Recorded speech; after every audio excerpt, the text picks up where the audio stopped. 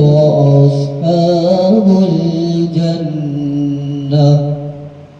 أصحاب الجنة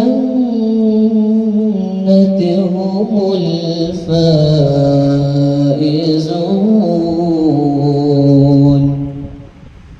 لو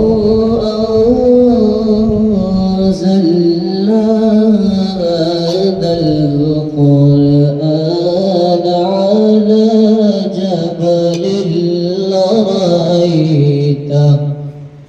على جبل لرأيته خاشعا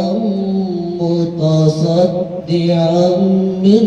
خشية الله. وتلك الأمثال نضربها للناس لعلهم يتفكرون. هو الله الذي لا إله إلا هو عالم الغيب والشهادة هو الرحمن الرحيم. هو الله الذي لا إله إلا هو الملك القدوس السلام المؤمن المهيمن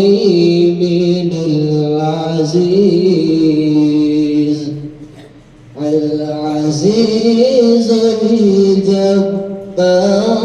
المتكبر. سبحان الله عما يشركون. هو الله الخالق البارئ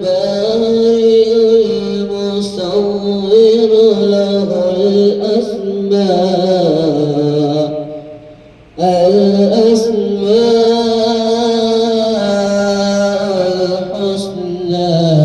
يسبح له ما في السماوات يسبح له ما في السماوات والأرض وهو العزيز الحكيم. صدق الله العظيم.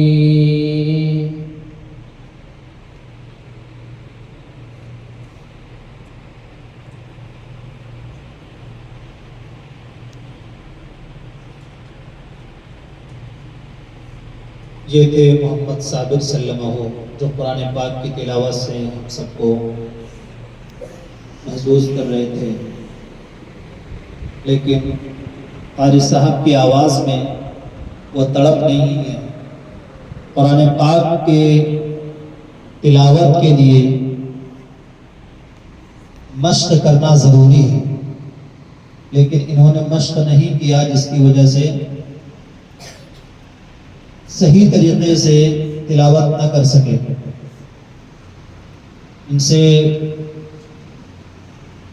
درخواست ہے کہ اگلے ہفتے اچھی طرح قرآن پاک کی مشق کر کے آئیں۔ اب میں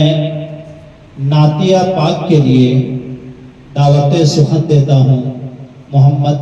عبدالصمد صلی اللہ علیہ وسلم کو، وہ آئیں اور نعتیہ کلام سے ہم سب کے دلوں کو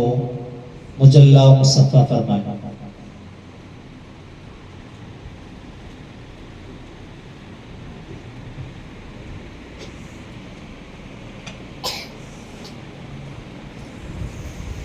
السلام علیکم ورحمۃ اللہ وبرکاتہ۔ نعت شریف پیش کرنے سے پہلے ایک مرتبہ درود شریف پیش کریں۔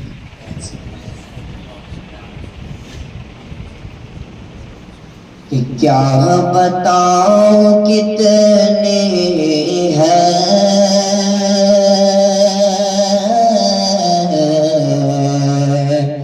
خوبیاں مدینہ میں، کیا بتاؤں کتنے ہیں خوبیاں مدینہ میں، کیا بتاؤں کتنے ہیں خوبیاں مدینہ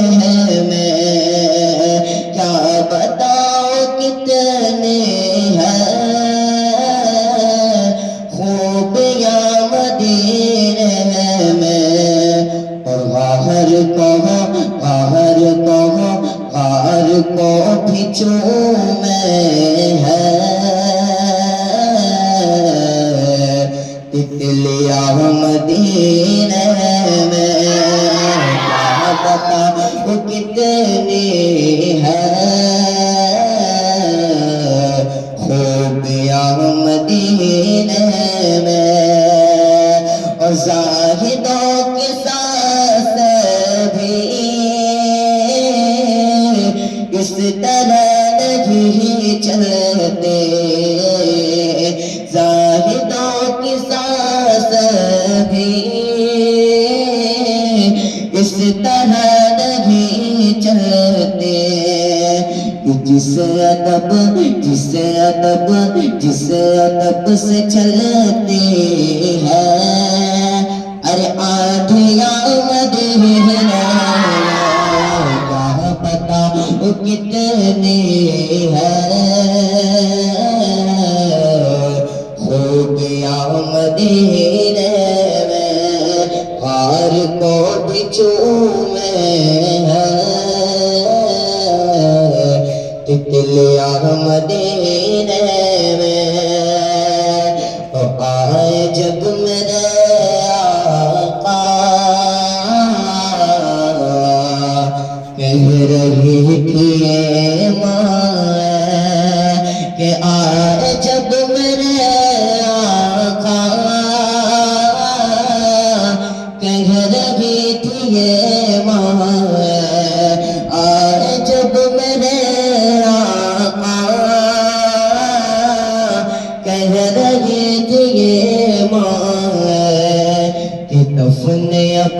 دفن اب نہیں ہوگی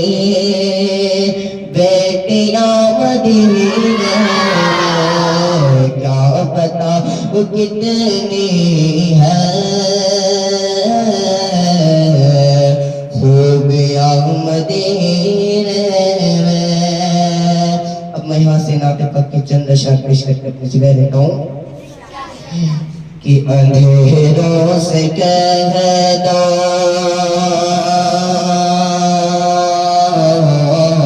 اندھیروں سے کہہ دو اندھیروں سے کہہ دو پہنچ جاؤں گا میں چراغ محبت جلاتے جلاتے اندھیروں سے کہہ دو اندھیروں سے کہہ دو کہ اندھیروں سے کہہ دو پہنچ جاؤں گا میں چراغ محبت جلاتے جلاتے چراغ محبت جلاتے جلاتے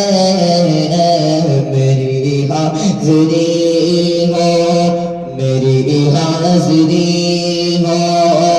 تیار حرم میں، اے ترانہ نبی کا سناتے سناتے اندھیروں سے کہہ دو اندھیروں سے کہہ دو پہنچ جاؤں گا میں چراغ محبت جلاتے جلاتے میری احمد بسا ہو میری دھڑکنوں پر، محمد لکھا ہو میری روح میں، نام احمد بسا ہو میری دھڑکنوں پر، محمد لکھا ہو کہ میرے روح میں نام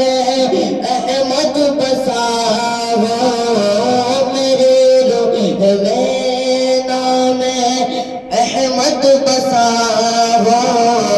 میری دھڑکنوں پر، محمد لکھا ہو میری دھڑکنوں پر، محمد لکھا ہو حیات وفا میری، حیات وفا میرے گزرے نبی کی، محبت میں آنسو بہاتے ادھیروں سے کہہ دو، کہہ دو ادھیروں سے کہہ دو، پہنچ جاؤں گا میں چراغ محبت جلاتے جلاتے، وہ طائف کی وادی، وہ طائف کا منظر، وہ طائف کی وادی وحدی، وہ طائف کی وادی، وہ طائف کا منظر لہو سے ہوا بطر جسم اطہر، کہ وہ طائف کی وادی، وہ طائف کا منظر، طائف کی وادی، وہ طائف کا منظر لہو سے ہوا بطر جسم اطہر، لہو سے ہوا بطر جسم اطہر، مگر ان کے حق میں، حق میں، مگر ان کے حق میں نبی نے دعا کی، جو ہنستے تھے پتھر چلاتے چلاتے، سے کہہ دو، کہہ دو ادھیروں سے کہہ دو، پہنچ جاؤں گا میں چراغ محبت جلاتے جلاتے، کہ جو صحابہ کا طرفدار نہیں ہو سکتا، جو صحابہ کا طرفدار نہیں ہو سکتا، آل احمد سے اسے پیار نہیں ہو سکتا، آل احمد سے اسے پیار نہیں ہو سکتا، کہ جس کی رگ رگ میں روا، جس کی رگ رگ میں روا بغض ابو بکر کا ہے، جس کی رگ رگ میں روا بغض ابو بکر کا ہے، ارے وہ محمد کا وفادار نہیں ہو سکتا، وہ محمد کا وفادار نہیں ہو سکتا، جو صحابہ کا طرفدار نہیں ہو سکتا، اور لفظی ہے تو سمجھ یافتہ غدار ہے وہ، لفظی ہے تو سمجھ یافتہ غدار ہے وہ، لفظی ہے تو سمجھ یافتہ غدار ہے وہ، لفظی ہے تو سمجھ یافتہ غدار ہے وہ، ارے کوئی مومن کا غدار نہیں ہو سکتا، کوئی مومن کا غدار نہیں ہو سکتا، جو صحابہ کا طرفدار نہیں ہو سکتا، آل احمد سے اسے پیار نہیں ہو سکتا، جو صحابہ کا طرفدار نہیں ہو سکتا۔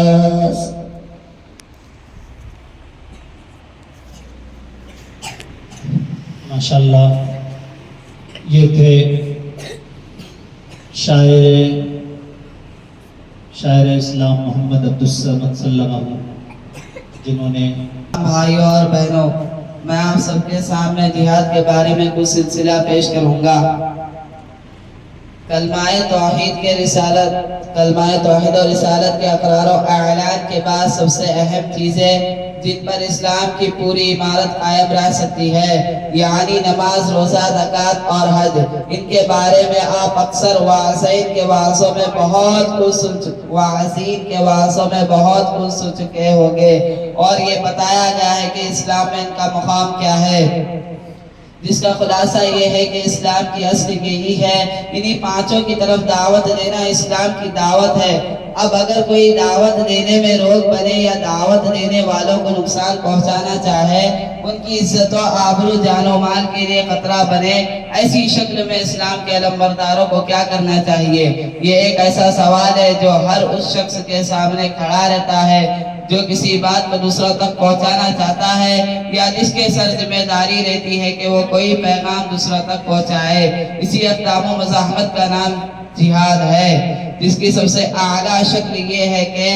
ऐसे मुखालिफिन से जंग की जाए यहाँ तक कि उनका जोर टूट जाए। और उसकी और शक्लें भी है, जैसी अपनी बात साफ साफ कहना चाहूँ, कितना ही जुल्म हो, सबसे अदनी शक्ल ये है कि इस मुखालिफत को नापसंद करना। जिहाद के मायने है कोशिश करना,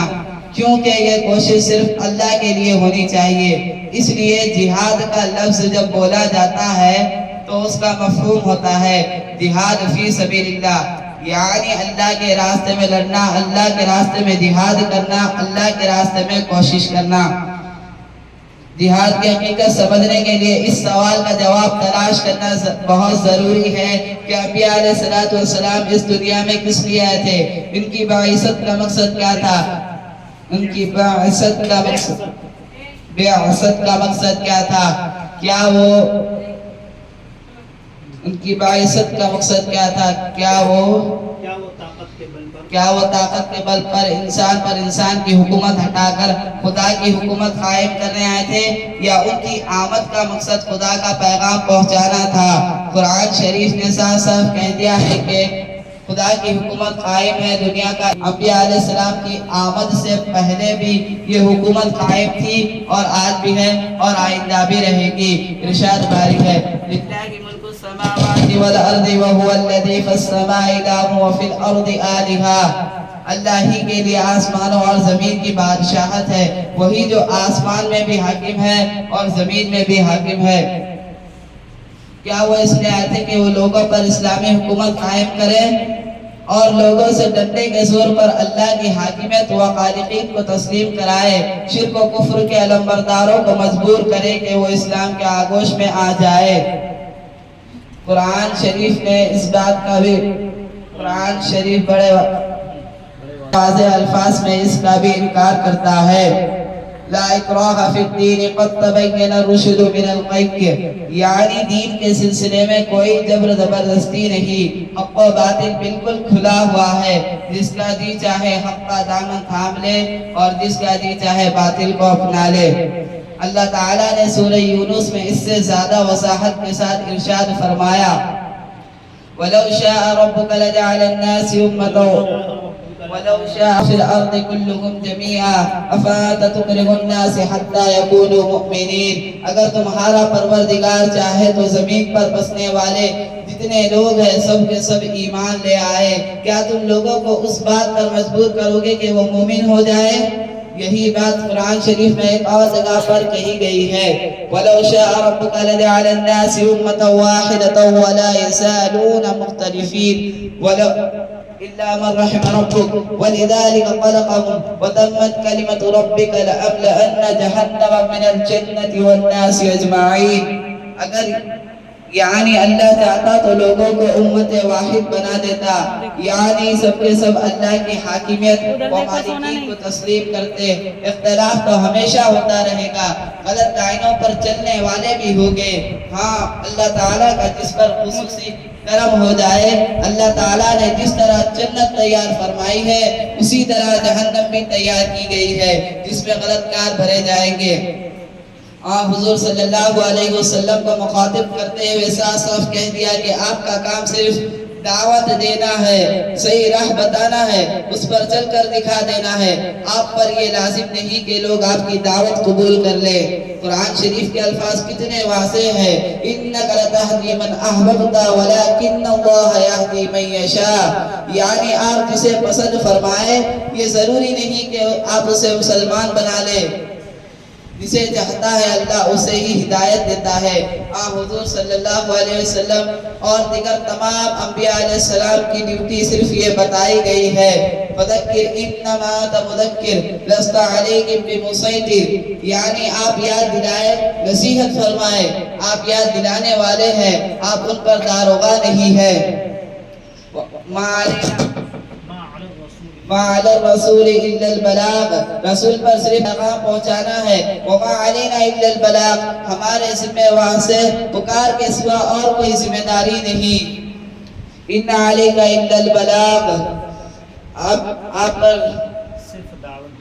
آپ پر صرف دعوت دینے کی ذمہ داری ہے۔ فَإِن تَوَلَّيْتُمْ فَإِنَّمَا عَلَى رَسُولِنَا الْبَلَاغُ الْمُبِينُ، اگر تم نے اعراض کیا تو اس کے علاوہ ہمارے رسول پر کچھ نہیں ہے کہ وہ اپنی دعوت صاف صاف پہنچا دے۔ وآخر دعوانا الحمدللہ رب العالمین۔ ہم سب کو بتایا کہ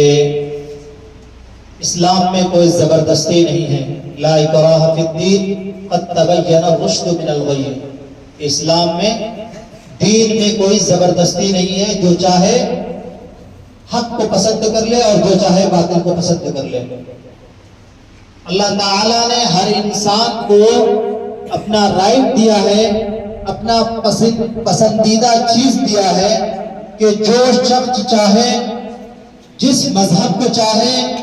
وہ مذہب اختیار کر لے، لیکن مرنے کے بعد اس حق اور باطل کا فیصلہ ہوگا۔ اگر آپ حق راستے پر ہیں تو اللہ تعالیٰ اس کے بدلے میں آپ کو جنت دے گا، اور اگر آپ باطل راستے پہ ہیں تو آپ کو اس کے بدلے